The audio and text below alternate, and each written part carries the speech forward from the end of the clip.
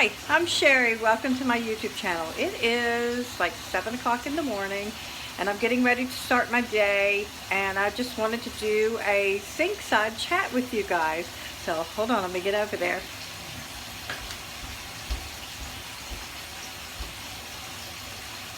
How are y'all doing? I'm hoping you guys have a great day today.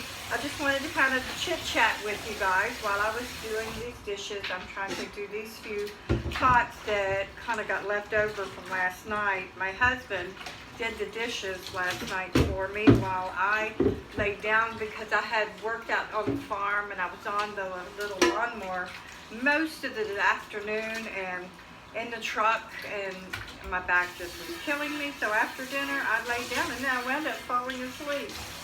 But kind of one thing I wanted to talk to you about is kind of give y'all a little bit of history on my husband and I and our farm we have here.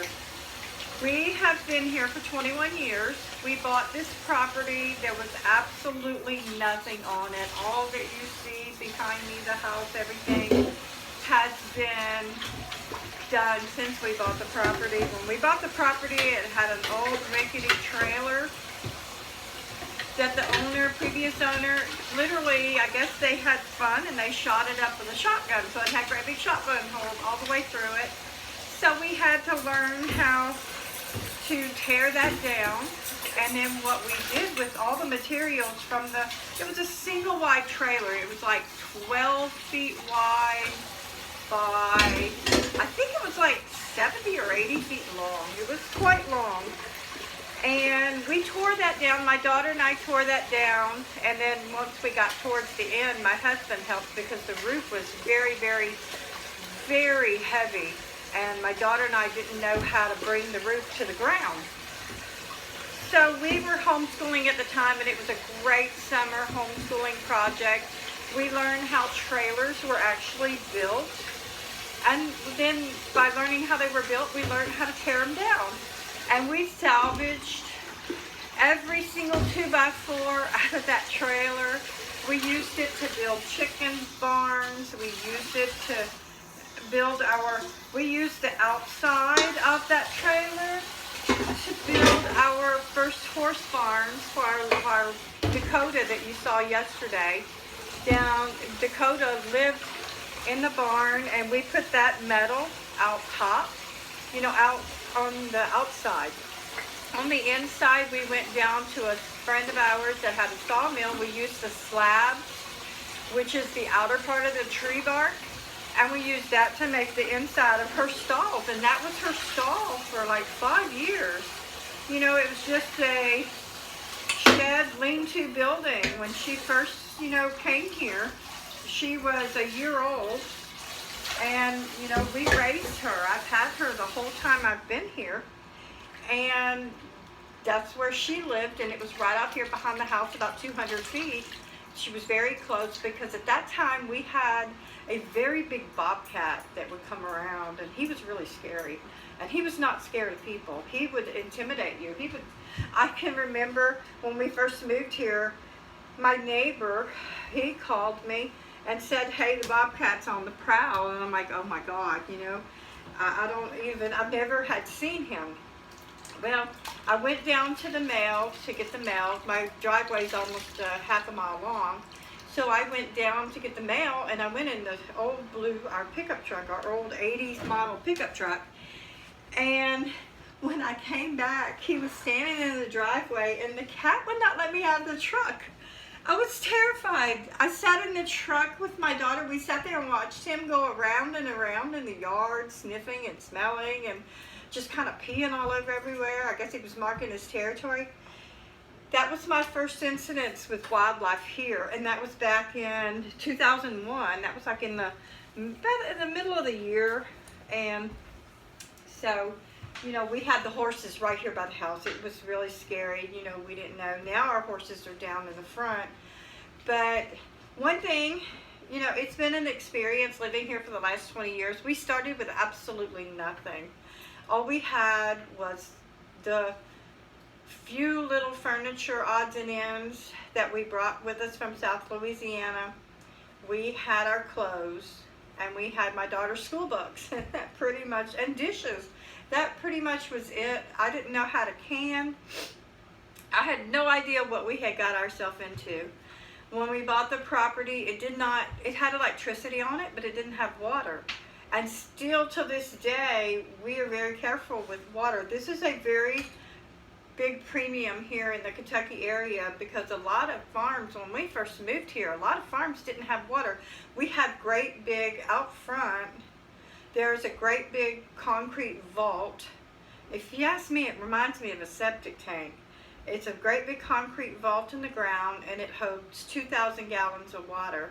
And still till this day, that is our water supply. We haul our water every Thursday or Friday. I haul 7 loads of water, and I fill that up. It takes 7 loads to fill it up normally.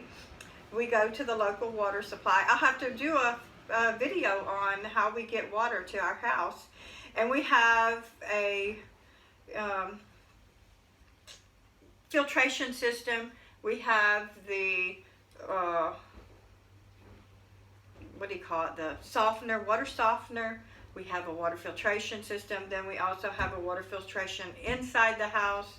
In the refrigerator, there's water. The water is actually triple filtered. It comes out very clean. We've never had any issues, but it has yearly maintenance that we have to take care of. And we've thought about going ahead and getting city water, but every time we've checked it, when we checked on city water about 10 years ago, well, it's been about 12 years ago now, it was going to cost us $20,000 to get the water from the road to the house because of the line. And at that point in time, we had to have a plumber, and we had to have a plumber dig all that. So that added to all the costs that it took to actually do that. So I just wanted to share with you guys this morning, while I was doing my morning chores, how we actually get our water. And let me go and I'll show you outside, actually, the little pump shed that we have that has the water in it. I would love to get rid of it, but you know, paying right now, I think it's close to $26,000 to have water put on this property, and we still have to have a plumber. So we get, you know, that's part of farm life. Who has $20,000 that they could spend on water? All right, let me go right here and I will show you right here. And this little building right here, Millie, this little building right here, that is where the water is actually housed. It's in the ground, and it's safe. Nothing can get into it. And then if you come outside, you'll see a pipe right here. Let me get my finger on my, right there. That pipe right there, it has a spout at the end that you can open up, and it goes to the building. And we put the water into the building by that pipe right there.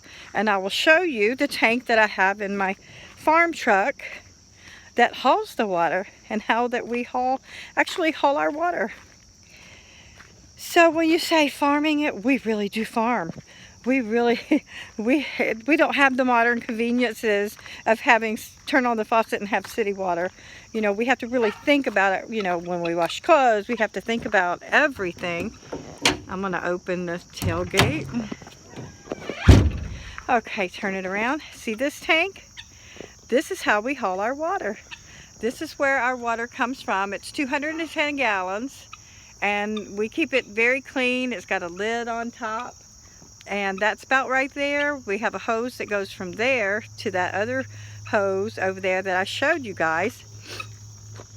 And that's how we put the water from the tank into the actual cistern. They call it a cistern here.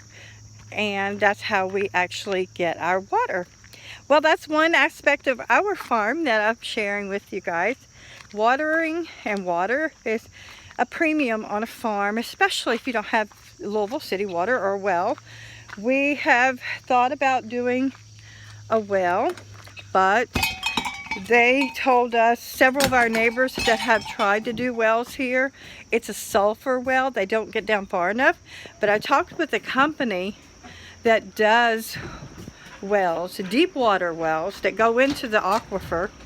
And with that comes a lot of responsibility. You have to be very responsible when you punch into an aquifer. And we are sitting, I went to the water quality in Louisville about 5 years ago when we were really considering that, and they were saying we do sit under, there's a water aquifer underneath of us. Most of Kentucky is hills and rocks, so it's a lot to dig down.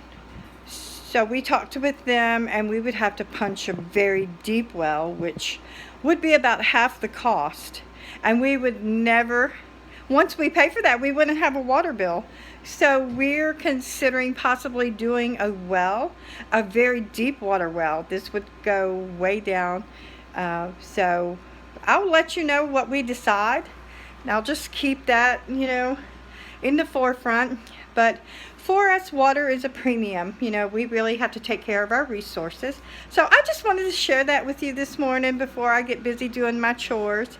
And it's just something that we deal with on the farm on a daily. You know, we have to be mindful of, you know, how much water's in the cistern. We have since we've been here, we have went through 4 pumps, because you have to have a pump that pumps the water from the cistern into the house, and it has to be plumbed to the cistern. You know, all of that has to work together. We went through 4 pumps, and we have I can tell you this, we have gotten up in the morning with no water, and we've had to run to the well, to run to the water place and grab water every, you know, in the morning at like 5 o'clock in the morning. We're over there, and you know what, we're not the only ones. We meet people that do the same thing.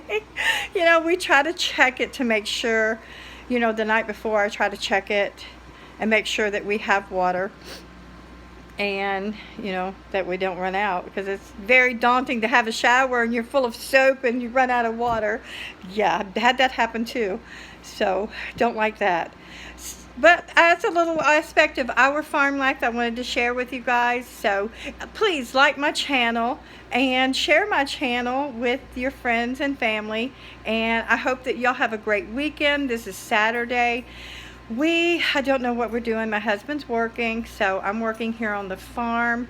And later on today, I'll do another video, and I'm going to show you my broccoli that we planted the other night. Oh my gosh, you can't tell that it was broccoli that was almost on its last leg and brown and dying.